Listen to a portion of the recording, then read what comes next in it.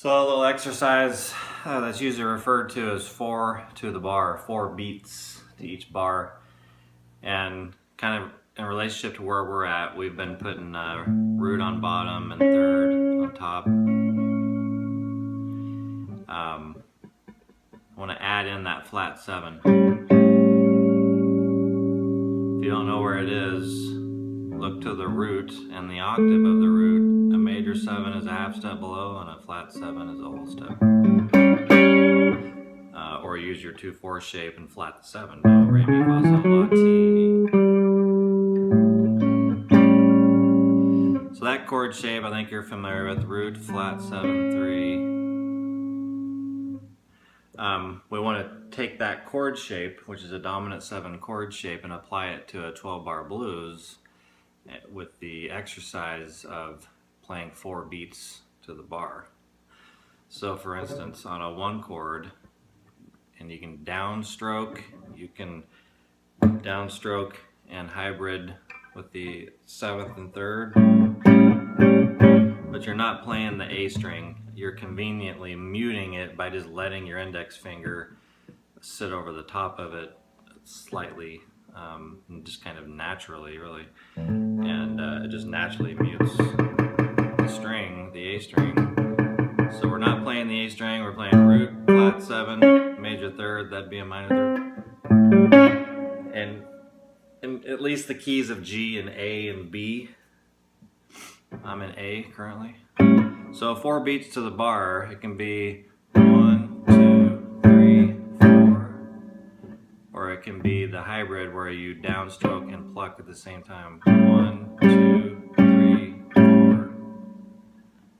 So that's part of the exercise, is just on any chord that you choose to play 4 beats to the bar. 1, 2, 3, 4.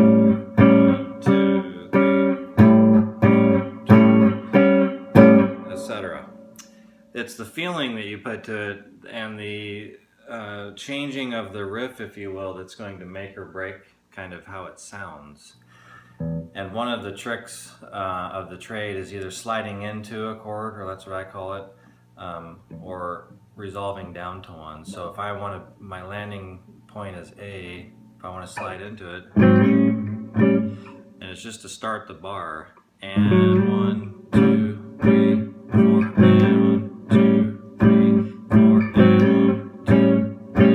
So that's one way to just, instead of going 1, 2, 3, 4, it can be 1, 2, 3, 4. The other way, as I'm sure you know, is being a half step above and resolving down to it.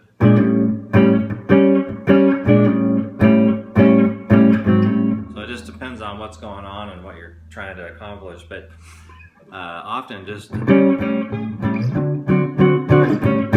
downstrokes are okay. So start there and get your 12-bar blues spreadsheet out, and you're going to see, I think in the first example, that the first 4 bars are the 1 chord. And it's 1, 2, 3, 4, 1, 2, 3, 4, 1, 2, 3, 4, 1, 2, 3, 4. Then you're going to take the same chord shape and slide up to the 4 chord, whole, whole, half, or from A to D.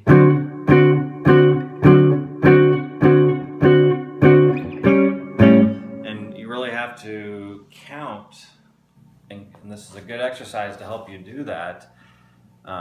Because eventually, if you're not counting, you won't be able to play complex chord changes, or you'll have to memorize them how it feels, which is possible. But anyway, so 1 chord, 1, 2, 3, 4, 4 chord, 1 chord, 5 chord, 4 chord,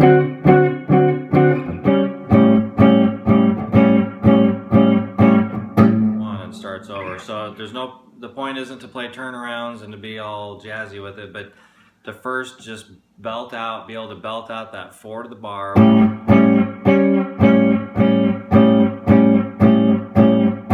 You know, boring as it is, just be able to do it with a metronome, counting, looking at your chord chart, and not being stuck in that key. I think it's in F, he has it. You want to be able to look at the form and say, now I'm going to transpose that to another key, like G.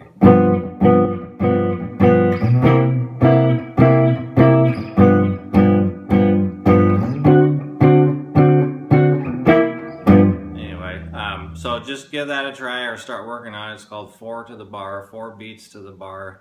There's really a lot of old jazz history to that, and if you listen to big bands, that's what's going on while the band is playing. Half the time is some lucky guitar player is just banging out 4 to the bar. Making it more interesting is where you want to get to, and there again is ornamenting the chord change, or the first beat of the bar with a sliding into or a half step above, and so you get more of a. And then when you go to the change, same thing, approach the 4 chord a half step below.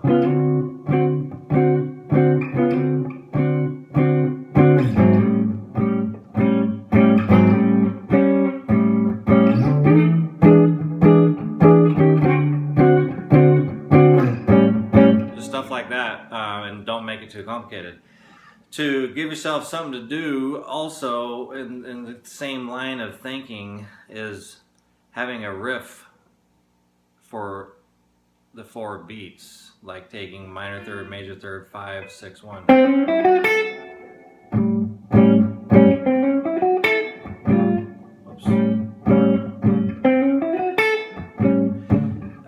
And I'm not really trying to put something together. I'm just taking a lick or a riff, flat 3, major 3, 5, 6, 1, and then going back to my chord.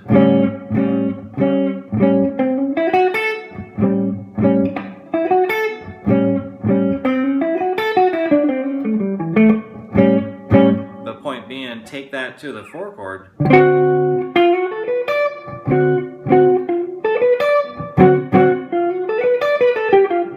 Don't do the descending thing, I'm just talking about the lick. That's the lick.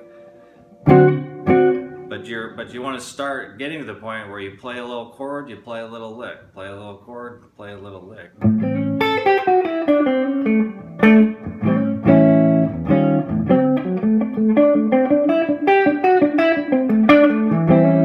So it's just a mix of chord, lick, chord, lick. But it's like piano, harmony, melody. The same thing I'm doing here, I'm doing up here. I'm just down here, I'm playing it all at once. Up here, I'm playing those notes individually. So you want to be able to think minor third, major third, 5. I threw 6 in there, but if I was playing the same notes as my chord, it would be 7.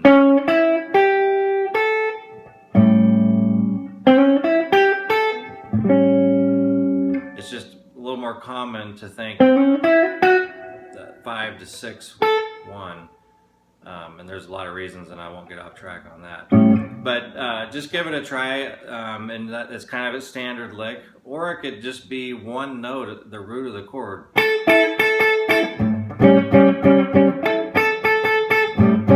You know, whatever it is, but try to see that you're taking a note out of the chord, you're not playing it 4 to the bar, and you're adding some color to the chords.